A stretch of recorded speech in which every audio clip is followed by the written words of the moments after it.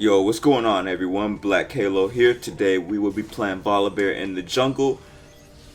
Alright, so let's talk about Volibear's abilities very quickly. So, the Relentless Storm is his passive. Volibear gains 1 stack of a Relentless Storm whenever he damages an enemy with basic attacks with on-hit and abilities, up to a maximum of 5. The Relentless Storm lasts for 6 seconds, refreshing whenever Volibear gains a stack. At maximum stacks, he gains Lightning Claws.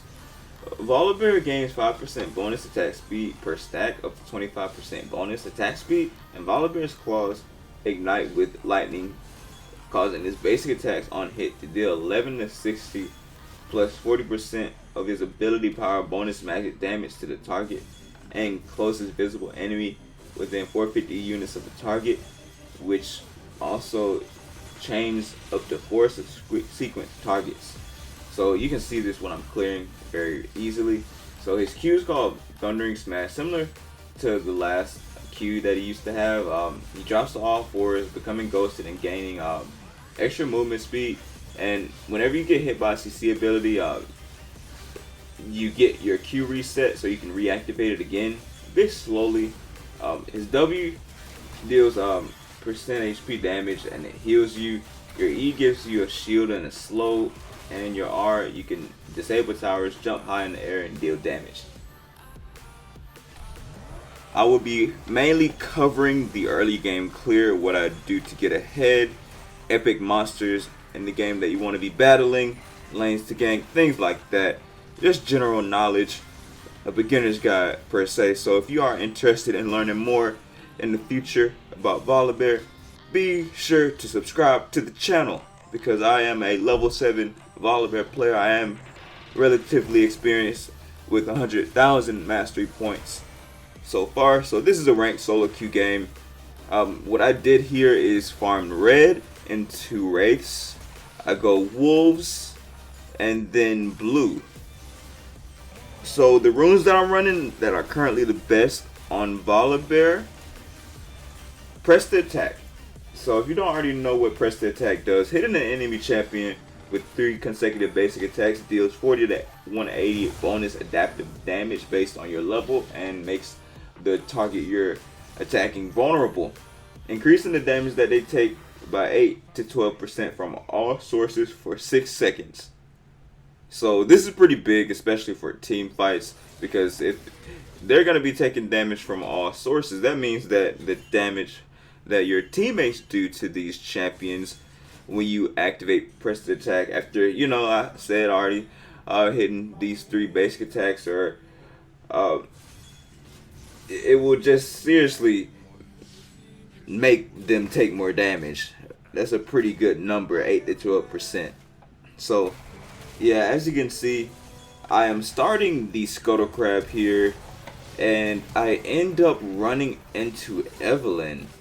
So as you can see right here, she shows with half HP. I flash on her, Q, W, E very quickly. Ooh, that rhyming accidentally. I start spam pinging Darius because I know that we can kill him. My cooldowns are coming up, the abilities as well. So this was just enhancing my lead in the game, the snowball potential I had. So pretty much, yeah, it was really strong. It was a really strong gank here. So we are going against Evelyn. We have Mordekaiser in the top lane versus Darius. We have Galio mid versus Orianna, Caitlyn bot, Bard support versus Brand support. And I already stated the jungle matchup. And yeah, the bot lane matchup, you already know once you see him down bot lane. I don't even have to mention it right now because he's actually not even in lane for some reason. I think he's, oddly enough, AFK. I don't know what's up with that. But anyways, I continue farming the Scuttle Crab because, like I already mentioned earlier, I got interrupted. Yeah, Twitch is their AD carry. Twitch is. So I see what's going bot, and honestly, that's our win condition. It seems to be, but I did gank top, but it ended up being worth it because I got so much out of it. In my opinion, I got a lot out of it, but I do want to go bot if possible. Like I may or may not have said, I'm not perfect. I do make mistakes, but my team honestly just made so many mistakes around Dragon early on that it kind of threw me off, and then I died after Dragon just to spoil it. But yeah, let's keep talking about the ruins. So Triumph, what this does is takedowns restore 12% of your missing health and grant an additional 20 gold. So this is pretty good because if you're in those low health scenarios and circumstances, you are definitely going to benefit from the extra health, especially since Volibear is a raid boss tank. Getting that extra health, since you're building a lot of health, it will give you more of it, and the extra gold is nice as well. So I also have Legend Tenacity, and you gain 5% tenacity plus an additional 2.5% tenacity for every single legend stack you have, for a maximum of 10 stacks. So the legend stacks definitely are easy to come by when you're using Legend Tenacity, because you get 100 points for champion takedowns, 100 points for epic monster takedowns, 25 points for large monster kills, and 4 points for minion kills that are the large monsters. And the minion kills are the easiest ones to come by, and we're gonna talk about epic monsters too. And what epic monsters are dragons, rift heralds, barons, and that's it. That's literally it. So yeah, that's what epic monsters are. For the rest of the precision tree, explaining my runes, I also grabbed Coup de Grace, but I do like Last Stand. I prefer Last Stand, but basically what Coup de Grace does is it gives you extra damage towards champions that are already low in health. And Last Stand, it gives you extra damage while you are low health. So pretty much the opposite. A double-edged sword in a sense when you do run Last Stand, because you have to be low HP, so you're vulnerable to dying, you know, but you're also going to be dealing more damage when you are at 30% health, and that is the max damage you're gonna be getting is when you're at 30% health. But when you get to 60% health, this activates when you're below 60%. So I recommend Last Stand over Coup de Grace. Also for the sorcery tree, I prefer to run Transcendence and Nimbus Cloak on my sorcery tree. However, I am running Nimbus Cloak and Water Walking this game. So pretty much what Transcendence does is let's talk about what I have in game right now. So Nimbus Cloak, after casting a summoner spell, you gain a movement speed increase that lasts for 2.5 seconds and allows you to pass the units. Also, the increase is 15% to 35% based on the summoner spell's cooldown. Higher summoner spells grant movement speeds that are higher. So here's another epic monster kill.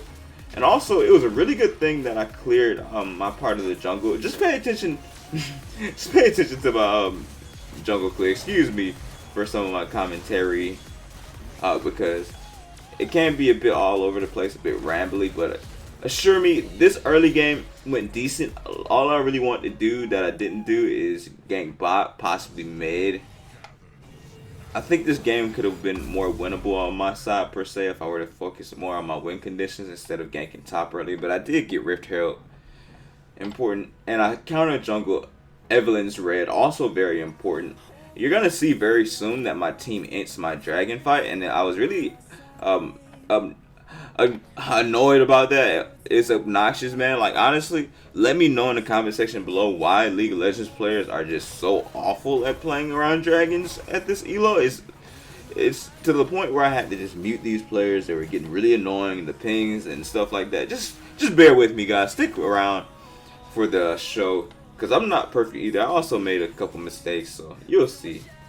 But yeah, pretty much what water walking does is it gives you extra movement speed in the river, and also you gain AD, which is adaptive. So whichever type of damage that you have prioritized on your champion's kit, say if you build AD or if you build AP, you're gonna get that, whichever you have majority of. So since I'm an AD champion, I do indeed have an extra AD as adaptive damage. So oddly enough, this is how we lost the dragon here. Right now, 2 people just got caught. I wanted to clear some vision, and they were standing way too close, and I think I would have been okay regardless. They just played that fight poorly, and they got caught, and we lose the dragon. I think the best play would have been for me to steal this, jump over the wall with my R. Most likely would have been able to steal it, but also risky. And I would have had to flash over the wall too, so you know, it just puts me in an awkward spot. It honestly does. And here, yeah, let's keep talking about my runes. So pretty much, there are also more attack speed that you can pick on your stats for your runes now in season 10. So I got attack speed and armor. Volibear is one of the best junglers right now, but it doesn't really matter. It doesn't, because if you have a team that doesn't know how to play the game, it's team diff. Because as you can see, Twitch is unstoppable. It literally has 5 kills, 5 and 1. So I don't know. I need some tips on how to play against this and what to do. Because I ganked top, right? Pointless for me to gank top. But I was just in the area at the moment, and it was just convenient. Like, why wouldn't you? When you see the jungler super low and you see an opportunity, it's just odd, man. The fact that my top laner lost, like, I don't want to be beating a dead horse, but yeah, that's just, every game is different, situational, stuff like that. Game, like, it's game sense, you know. They gave me limited options. My freaking Caitlyn is feeding hard, so I didn't notice that she entered the lane this hard, honestly, before I started recording. So I like chilling Smite, man. It's really great. I like to build Bambi Cinder first and rush it. It's core. Also, boosted swiftness are core on Volibear right now. I'm really good on him because extra slow resistance. I like Mercury Treads on him too, but then again, I think Tabby are best and boosts of swiftness are also best. So I think I accidentally spawned the Rift Hero there because it was running out. Maybe it does a decent amount. I'm not too sure. I don't remember this game. But yeah, like I said, Stalker's Blade Cinderhulk. This is what I built first. It grants you 10% lifesteal versus monsters as a passive. Also, other stats about this item. It gives you 300 health and a 15% health multiplier. I said multiplayer.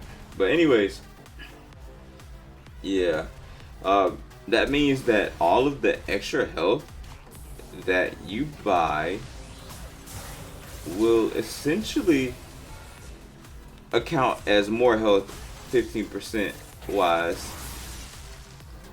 So I almost killed the Orianna here. This is actually a very good mid play by me, because I know I don't die. I get the Orianna's flash, but then again, it's not so good because Galio was dead. I don't know. I honestly feel like I almost was able to kill that. But yeah, actually, I retract what I said. Not the best mid play. It's okay, you know. I'm doing what I can. But yeah, I can definitely learn from this. I think I should have just ganked more for my win con, and especially when my mid laner was here. And then here, this is when I die. I make a big mistake here. Yeah, I should have just not been mid. I shouldn't have been doing that, basically. So that's simple. Gank for your win con. I tell this dude to go top because there's no reason he should even be mid anyways. to be honest. Yeah. And Cinderholt, as a unique passive, it deals magic damage per second to nearby enemies with a 325 range. Depending on your level, hitting an enemy with an immobilizing ability, it deals 12 to 29, as well as 3% of your bonus health as damage. Bonus magic damage, depending on your level. It releases a fire nova that also deals bonus damage to nearby enemies with a 12-second cooldown. So it's called Immolate, and the damage is increased by 300% against minions and monsters. So that gives you a lot of wave clear. I was able to shut down Darius here. Yeah, that gives you a lot of wave clear. It gives you a lot of jungle clear speed. So yeah, not saying that I'm a perfect player by any means. Who is, right? But you know, I make mistakes as well. Definitely could be critical about that though. Let me know what you think in the comment section below. I'm top side while Dragon's up. You know, I get to shut down on Darius though since he's overextending. Very good for me to do that, I think. Possible for me to contest the Dragon if Caitlyn didn't die and I didn't have so much gold. You know, I traded that for a shutdown, I think. But we'll see what's happened in the game. But yeah, Cinderholt, just honestly a really good pick. I think I should just ward Dragon and kill the Twitch. Oh yeah, I don't get to the Twitch. I think I could have killed the Orianna there though, if Evelyn wasn't around. Yeah, Evelyn is actually around. That's why. Yeah, I died here, and that's why I died. Okay, that makes sense. So yeah, another mistake coming out by me. I shouldn't have done that. I could have just ulted out, but I wasn't completely aware that Evelyn was there, but watching the game is obvious that she was because of the way Orianna was moving. The way of her pathing and stuff, how confident she was running bot lane. Obvious that Evelyn was there, just carrying the Orianna at this point. So also on Cinderholt unique passive, Tooth and Nail basic attacks against monsters deal 40 bonus physical damage. Damaging a monster burns it for 80 magic damage and heals you for 30 health over 5 seconds. Healing provides 50% below 30% max health. So yeah, you increase your healing when you're below 50% HP when you're fighting against monsters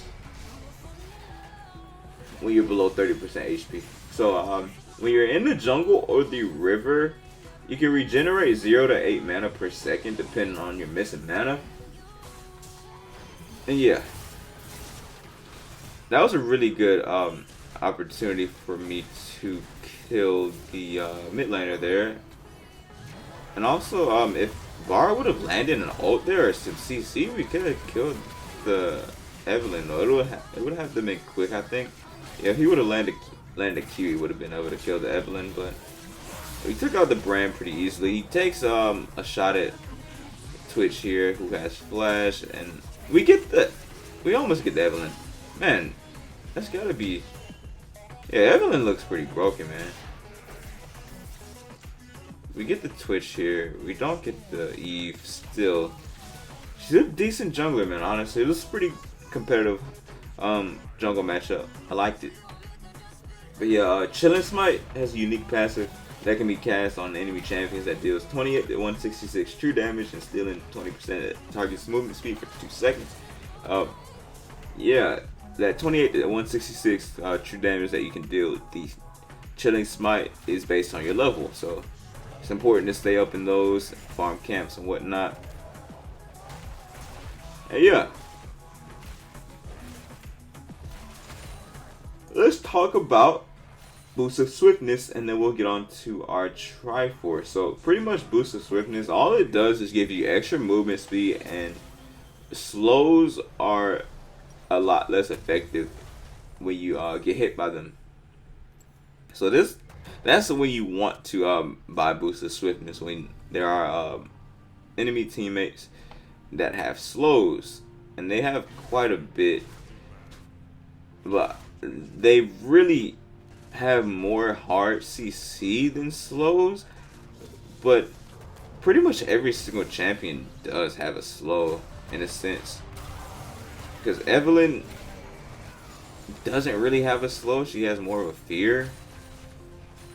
Or like a taunt. I think I burned my flash here for no reason. But well, he did get shut down. See, I'm just collecting bounties and shutdowns around the map because they're so fed, literally. Not playing around my team though to get them. I think that might be the difference. Since I'm getting all these skills solo and not getting assists for my team, it's not really helping them. It's more so helping me. In my KD. But yeah, Triforce, since I already bought this, let's talk about this ability. So, it gives you a lot of damage and just stats in general. So I was able to kill the... Well, I almost able to kill the Evelyn here. She just keeps ulting away, which makes it really hard to kill her. So I know that her red buff is up, so I come over to take her red. But what Triforce gives you is 25 AD, 40% attack speed, 20% CDR, 250 health, 250 mana, and 5% move speed. So that's very helpful. I see Darius overextending top, so I go top side. Another epic monster, like I said, just passed around the Baron. We attempt to do this, but we can't later on in the game. But yeah, pretty much the unique passive for Triforce is that it's called Rage. So basic attacks grant 20%, I mean not 20%, 20 move speed. 20% would be pretty broken.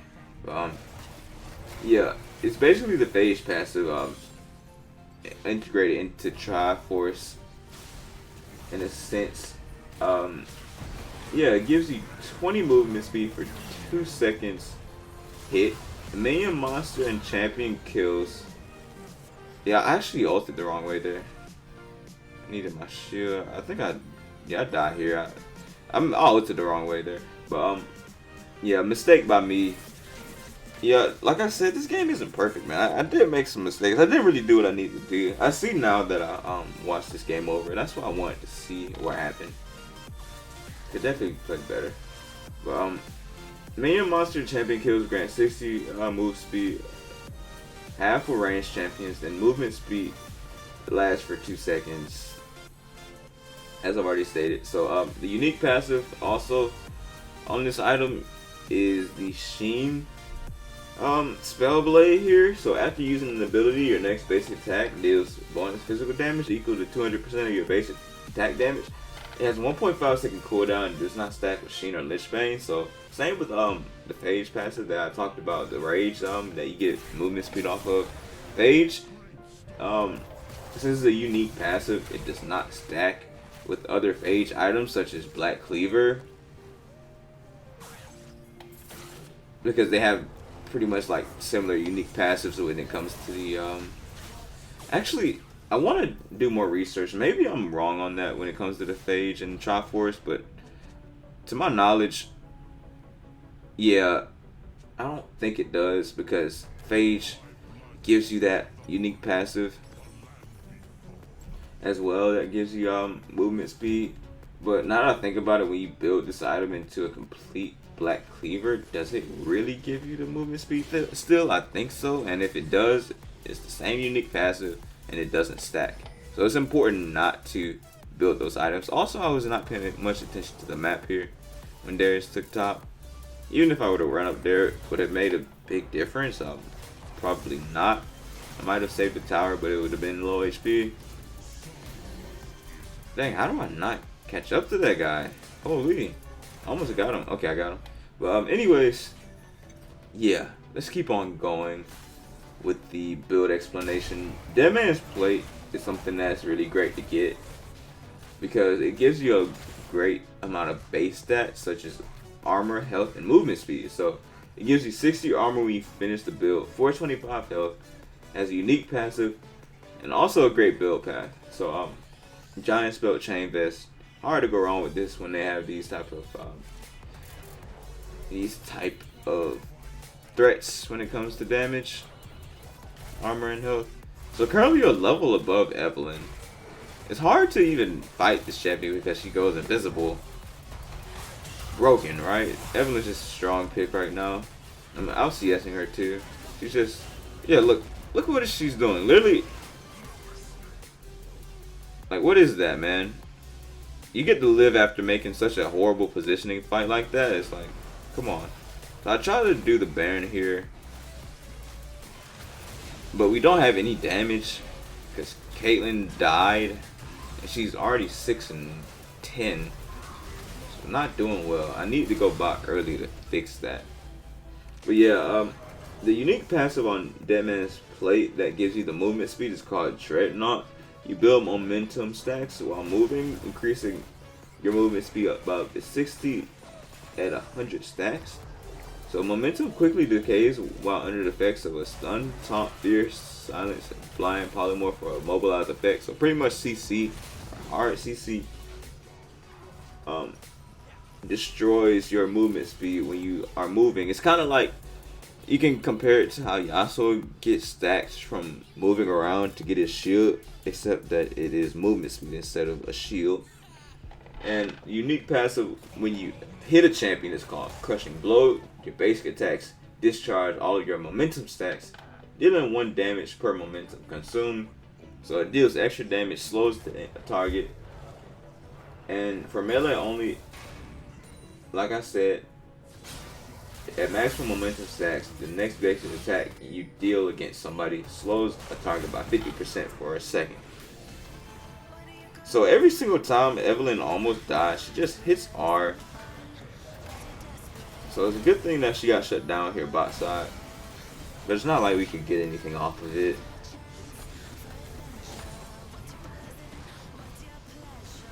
But we did get a lot of gold. This team fight was really good. Really good team fight here that we won. We just, like I said, can't get anything off of it. Our base is getting destroyed in the process. So since they do have a decent amount of MR, I did decide to get Spectre's Cowl, which gives you extra health regen, magic resist, and base health. And I built this into a Spirit Visage. A Spirit Visage will get you 10% CDR, 450 health, 100% base health regeneration, and 55 magic regen.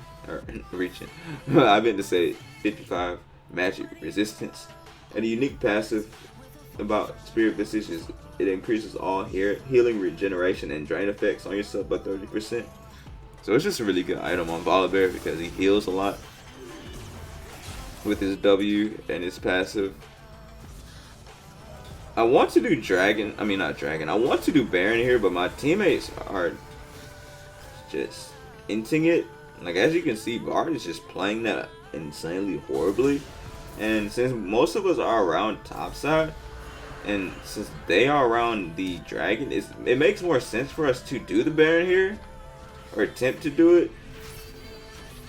But actually we couldn't even do it because even if we tried, they're just so ahead and so quick, they could easily run over and stop us from doing it in contest. So at this point, there's really nothing we can do. The game's over.